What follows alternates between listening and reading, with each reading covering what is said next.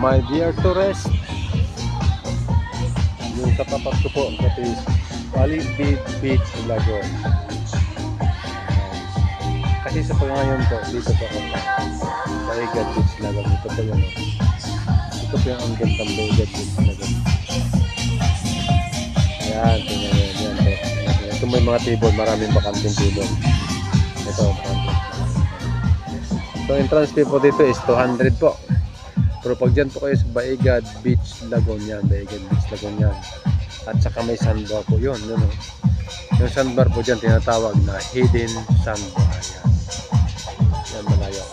Matitan natin. Ayun o. Yan.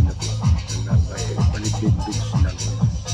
Hindi lang ito na-develop ng LGU. Kaya ito. Ang daming aroma tree. Aroma tree po pala is considered as a